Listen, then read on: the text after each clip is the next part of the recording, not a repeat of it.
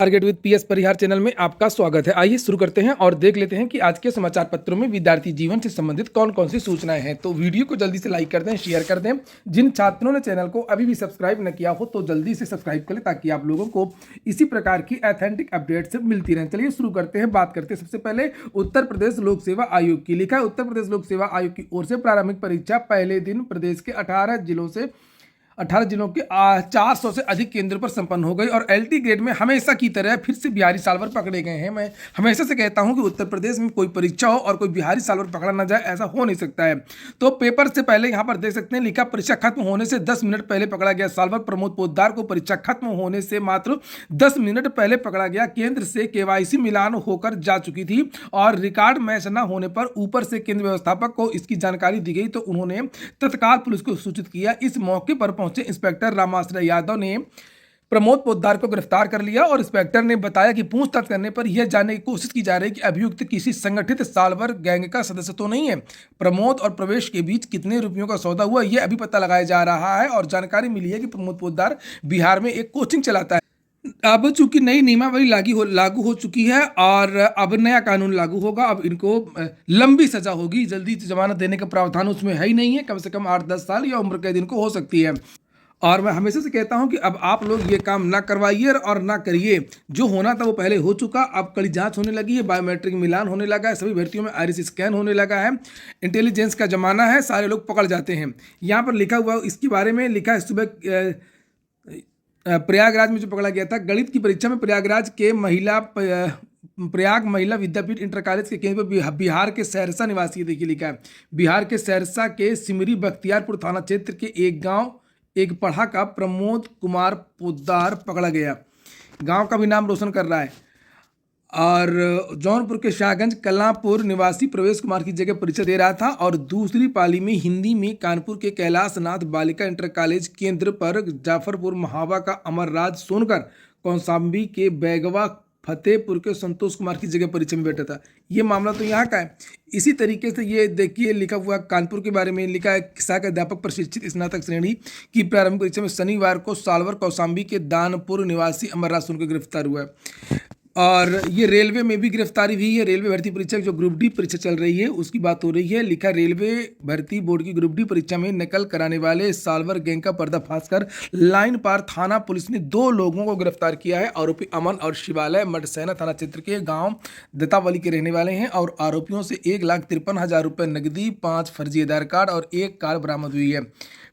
वहीं पर अगर बात करें कितने विद्यार्थी उपस्थित हुए थे तो आज के समाचार पत्रों के माध्यम से जानकारी दी गई है। गणित विषय में 52.98 और हिंदी में 61.95% उपस्थिति रही है। पेपर ठीक ठाक आया था और इसके अलावा कोई खास गड़बड़ी की सूचना नहीं है।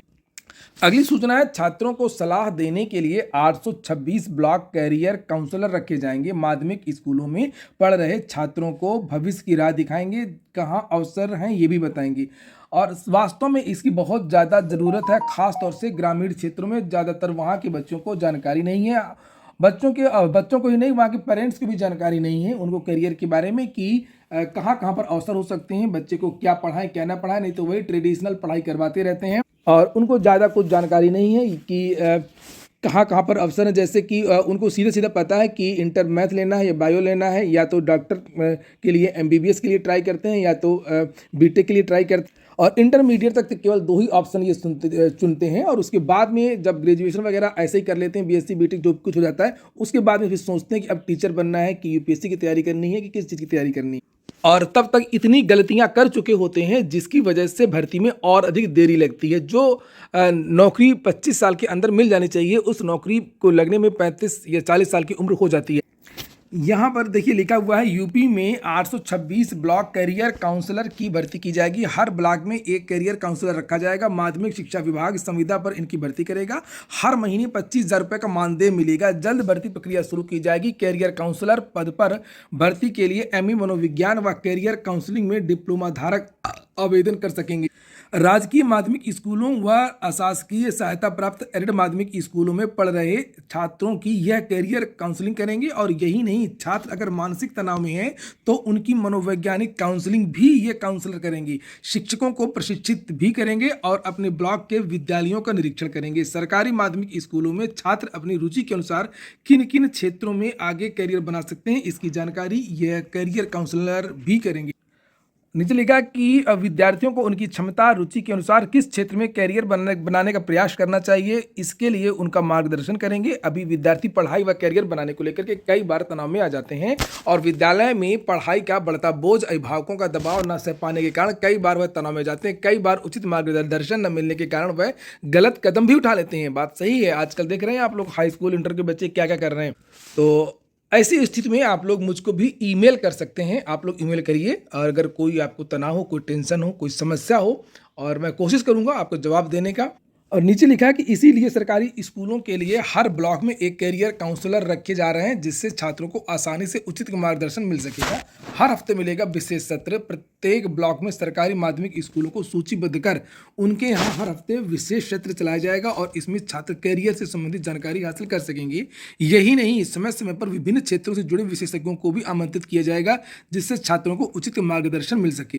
तो ये तो अच्छी पहल है। और नहीं तो आजकल कहाँ विद्यालयों में कोई मतलब रहता है, केवल बस पढ़वाए जा रहे हैं, क्या पढ़ा रहे हैं, किस लिए पढ़ा रहे हैं, आगे क्या होगा, इसके बारे में तो किसी को कुछ जानकारी नहीं है। और जो वहाँ पर शिक्षक है पुराने, वो भी अपडेट नहीं है। शिक्षकों को भी कुछ नहीं पता है, क्योंकि इतने सारे बदलाव हो रहे हैं। पहले की शिक्षक भर्ती में कुछ और होता था, अभी शिक्षक भर्ती में कुछ और योग्यता मांगी जाने लगी है।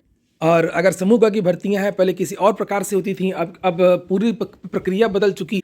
अब कुछ भर्तियां देख लीजिए। आप लोगों ने वीडियो को लाइक नहीं किया होगा तो वीडियो को लाइक अवश्य कर दें। एक सूचना और, अगर आप लोगों ने मेरा targetwithpsparihaar.com मेरी वेबसाइट ना देखी हो तो मेरी वेबसाइट आप लोग जरूर चेक कर लें। वहाँ पर बहुत सारी चीज़ें आपको मिलेंगी, बहुत सारे मॉक टेस्ट, पिछली भर्तियों के सॉल्व पेपर आपको मिल जाएंगे, बहुत सारे विद्यार्थी से जुड़े हुए हैं। इस वेबसाइट में ये देख सकते हैं आप लोग 2330 प्रीवियस ईयर के जो क्वेश्चन है वो मिल जाएंगे और 9570 सेक्शनल टेस्ट मिल जाएंगे किसी भी भर्ती के, 1640 प्रैक्टिस सेट मिल जाएंगे, 17440 मॉक टेस्ट मिल जाएंगे, 21190 टॉपिक वाइज टेस्ट मिल जाएंगे। कुल मिलाकर 14,23,960 से ज़्यादा प्रश्न आपको मिल जाएंगे। और target with PS Parihar website जब खोलेंगे तो आपको ये सब चीज़ें देखने को मिलेंगी। इसकी लिंक मैंने डिस्क्रिप्शन बॉक्स में दे दिया है। इसका एप्लीकेशन भी, आप लोग एप्लीकेशन भी डाउनलोड कर सकते हैं। चलिए हम भर्ती देखते हैं। बीपीएससी ने जारी किया विज्ञापन, 935 पदों पर भर्ती चल रही है। सहायक शिक्षा विकास अधिकारी की 935 पदों पर। इसकी लास्ट डेट 12 दिसंबर।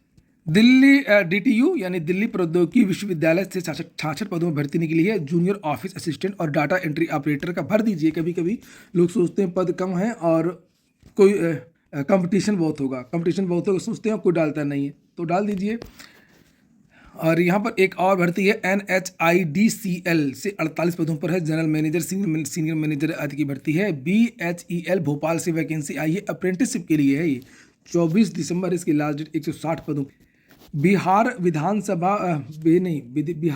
परिषद से रिक्तियां हैं 64 पदों पर। डाटा एंट्री ऑपरेटर, स्टेनोग्राफर, अन्य पदों पर। इसकी लास्ट डेट 19 दिसंबर। अगली सूचना है सीएम योगी की एक बड़ी घोषणा को लेकर के है और ये होमगार्डों के लिए है। लिखा है हर थाने पर होमगार्ड रूम होगा, कैशलेस इलाज की मिलेगी सुविधा, सीएम योगी। तो ये भी एक अच्छी घोषणा है होमगार्डों के लिए। और लिखा है कि सीएम योगी ने होमगार्ड संगठन के स्थापना दिवस में लिया हिस्सा। और यहाँ पर लिखा है मुख्यमंत्री योगी आदित्यनाथ ने प्रदेश के हर थाने में होमगार्ड स्वयं सेवकों की सुविधा के लिए अलग कक्ष आरक्षित करने की घोषणा की है। साथ ही कैशलेस इलाज की सुविधा के लिए प्रस्ताव बनाने को कहा है। और चूंकि को इतना कम मानदेय मिलता है कि बेचारे कहाँ से इलाज करा पाएंगे, तो ये एक अच्छी बहुत बढ़िया पहल है। लिखा है 63वें स्थापना दिवस समारोह के अवसर पर मुख्यालय में परेड का मान प्रणाम स्वीकार करने के बाद संबोधित कर रहे थे और उन्होंने होमगार्ड के जवानों को सेवा का मूल मंत्र देते हुए कहा कि सेवा ही सम्मान है, अनुशासन ही पहचान है तथा राष्ट्र हित ही हमारी सर्वोच्च प्राथमिकता है। इसके अलावा भी बहुत सारी जो घोषणा की गई होमगार्डों के लिए कि हर थाने में उनको एक कमरा मिलेगा, वहाँ पे डॉक्यूमेंट्स, वर्दी, अपना सामान वगैरह वो रख सकेंगे। ये देखिए उसके बारे में यहाँ पर ये लिखा हुआ है। कमरा भी आरक्षित होगा जहाँ वो अपना यूनिफॉर्म वगैरह रख सकेंगे। नई भर्ती को गृह जिले में ही तैनाती मिल जाएगी। सीएम ने कहा कि पुलिस बल में करीब 2 लाख कार्मिकों की भर्ती भी पूरी हो चुकी है और 45,000 होमगार्डों की भर्ती प्रक्रिया जारी है। हर जवान को गृह जिले में नियुक्ति मिलेगी। आपदा प्रबंधन प्रशिक्षण भी दिया जा रहा है। 2025 में 14,000 से अधिक होमगार्ड जवानों ने सराहनीय काम किया था। अगली सूचना एक आने वाली नई भर्ती की। लिखा हिंदी अनुवादक समेत 311 पदों पर भर्ती की मंजूरी। बोर्ड ने सभी जोनल रेलवे को केंद्रीय रोजगार अधिसूचना जारी करने का निर्देश दिया है। रेलवे बोर्ड ने भारतीय रेलवे स्तर पर वर्ष 2025 के लिए अलग अलग 7 श्रेणियों यानी आइसोलेटेड कैटेगरी में 311 पदों पर भर्ती की स्वीकृति दे दी है और सबसे अधिक भर्ती कनिष्ठ अनुवादक हिंदी के 202 पदों पर की जाएगी। इसके अलावा senior publicity inspector, lab assistant grade 3, chief law officer, staff welfare inspector, public prosecutor और साइंटिफिक असिस्टेंट ट्रेनिंग जैसे महत्वपूर्ण पदों पर नियुक्तियां होंगी। रेलवे बोर्ड ने सभी जोनल रेलवे और उत्पाद इकाइयों को केंद्रीय रोजगार अधिसूचना जारी करने के निर्देश दे दिए हैं। यहाँ पर उन पदों के बारे में जानकारी दी गई है जिससे आप लोग यहाँ पर ये देख सकते हैं। और लिखा है कि 2025 के लिए अलग अलग 7 श्रेणियों के महत्वपूर्ण पदों पर नियुक्ति होगी। बोर्ड ने 1 सप्ताह के अंदर अंतिम मांग अपलोड करने का निर्देश दिया है। तो ये जो नोटिफिकेशन है वो आपको जल्द देखने को मिल सकता है। एक भर्ती है LT ग्रेड, उसमें एक मामला है जीव विज्ञान का जिसको लेकर के मैंने कल वीडियो बनाया था। उसके बारे में 2 दिन पहले एक ऑर्डर भी आया था, उसी को लेकर के ये सूचना फिर से छपी है कि अब हाई स्कूल में एक ही विषय होता है विज्ञान। तो विज्ञान विषय के लिए जो आवेदन करते हैं वो फिजिक्स केमिस्ट्री वाले जो विद्यार्थी हैं उनसे आवेदन करवाया जाता है। लेकिन यहाँ पर जीव विज्ञान वाले आवेदन विज्ञान में क्यों नहीं कर सकते? क्योंकि विज्ञान विषय में जीव विज्ञान भी पढ़ाया जाता है। जीव विज्ञान के लिए अलग से पद LT में रखे गए हैं। ऐसा क्यों किया गया? ये कहा गया जो विज्ञान विषय एक है और इसमें जिस तरीके से साइंस के विद्यार्थियों को मौका दिया जा रहा है उसी तरीके से विज्ञान के जो जीव विज्ञान के जो विद्यार्थी हैं उनको भी मौका दिया जाए, समान मौका दिया जाए। और मैंने कल बताया भी था कि विद्यार्थियों की मुख्य मांगे क्या हैं। जिस तरीके से सोशल में हिंदी, माफ कीजिएगा, इतिहास, भूगोल, राजनीति विज्ञान और अर्थशास्त्र, 4 में से अगर 2 विषय होते हैं तो आप सोशल के लिए आवेदन कर सकते हैं क्योंकि ये चारों चीज़ें सोशल में रहती हैं। इसी तरीके से विद्यार्थी ये मांग कर रहे हैं कि इसमें भी इसी तरीके से हो कि फिजिक्स, केमिस्ट्री, जूलॉजी, बॉटनी, अगर 2 विषय हों किसी के भी तो वो विज्ञान विषय के लिए आवेदन करें। ये सीधी सी बात है। विज्ञान एक विज्ञान तो बहुत पहले चलता था, सन 98 के ऊपर, 98 के पहले। तो यहाँ पर वही बात लिखी है। इलाहाबाद हाई कोर्ट को सरकार LT ग्रेड के सहायक अध्यापक भर्ती 2025 के लिए जारी विज्ञापन में जीव विज्ञान के शिक्षक का पद अलग से विज्ञापित करने का सवाल का जवाब नहीं दे सकी है। सरकारी वकील की गुजारिश पर कोर्ट ने जवाब देने के लिए 2 हफ्ते की अतिरिक्त मोहलत दी है। ये आदेश न्यायमूर्ति मनोज कुमार गुप्ता, न्यायमूर्ति सिद्धार्थ नंदन की खंडपीठ ने संतोष कुमार पटेल की याचिका पर दिया है। इससे पहले कोर्ट ने प्रदेश सरकार से पूछा था कि 98 की नई राष्ट्रीय शिक्षा नीति के तहत विज्ञान की सभी शाखाओं जीव, भौतिक और रसायन को संयुक्त रूप से विज्ञान विषय घोषित किया गया है। तो सहायक अध्यापक के लिए जारी विज्ञापन में जीव विज्ञान के लिए अलग से पद क्यों विज्ञापित किया गया है? मामला उत्तर प्रदेश लोक सेवा आयोग की ओर से 28 जुलाई 2025 को LT ग्रेड के सहायक अध्यापक भर्ती के लिए जारी विज्ञापन से जुड़ा है और इसमें से सहायक अध्यापक विज्ञान और जीव विज्ञान के पद अलग अलग विज्ञापित किए गए हैं। इसके खिलाफ ऐसे अभ्यर्थियों ने हाईकोर्ट का दरवाजा खटखटाया है जिन्होंने जीव विज्ञान, वनस्पति विज्ञान, रसायन विज्ञान और भौतिक विज्ञान से स्नातक किया है। याचिका की दलील है कि 28 मई 1998 को माध्यमिक शिक्षा परिषद ने सभी विद्यालयों को पत्र जारी करके स्पष्ट कर दिया था कि हाई स्कूल स्तर पर केवल एक ही विज्ञान पेपर होगा और इतिहास, भूगोल, राजनीति विज्ञान और अर्थशास्त्र को मिलाकर के सामाजिक विज्ञान विषय बनाया जाएगा। तो पहले साइंस साइड लोग पढ़ते थे ना हाई स्कूल, अब तो एक ही कर दिया गया। ये तब की बात है, तब तो हो सकता था कि अलग अलग विषय हों लेकिन अब तो एक ही हो गया है। तो देखिए अब ये सरकार क्या जवाब देती है और 17 दिसंबर को इसको फिर से सुनवाई। एक और बवाल हो गया है, पुराने शिक्षक वैसे भी परेशान, उनको स्टेट करना पड़ रहा है और दूसरा उनकी मार्कशीट चोरी हो गई है BTC वाली। या BTC की मार्कशीटें नहीं है, बिना BTC के कैसे टेट कर लेंगे भाई? उनके लिखा है कि फिरोजाबाद डाइट से, सरकारी ऐसे ही रहता सरकारी काम, डाइट से विशिष्ट BTC 99, 2004, 2007, 2008 बैच के शिक्षकों की मूल अंक तालिकाएं चोरी हो गई हैं। बेसिक शिक्षा विभाग में कार्यरत जिले के करीब 1000 शिक्षक अब परेशान हैं। दरअसल सुप्रीम कोर्ट द्वारा TET CTET अनिवार्य किए जाने के बाद शिक्षक आवेदन की प्रक्रिया में जुट गए हैं। ऐसे शिक्षक जिन्होंने 99, 4, 7 और 8 के बैच से किया था वे अब मूल अंक तालिका लेने पहुंचे तो इस बात की जानकारी मिली है कि वो खो चुकी हैं।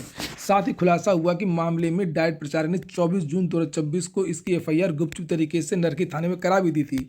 CTET TET पास न करने पर 10 से 15 साल पूर्व शिक्षक की नौकरी पर लगे लोगों को बाहर का रास्ता दिखाने का फरमान जारी हो गया है। 27 नवंबर से CTET के ऑनलाइन आवेदन शुरू हो चुके हैं और जिनमें प्राप्तांक व पूर्णांक दर्ज करना अनिवार्य है। लेकिन जिन शिक्षकों को विशिष्ट BTC उत्तीर्ण थी उन्हें सिर्फ उत्तीर्ण का प्रमाण पत्र दिया गया था। उन्हें ऑनलाइन आवेदन में अंकों की जरूरत अब पड़ रही है फॉर्म भरने में।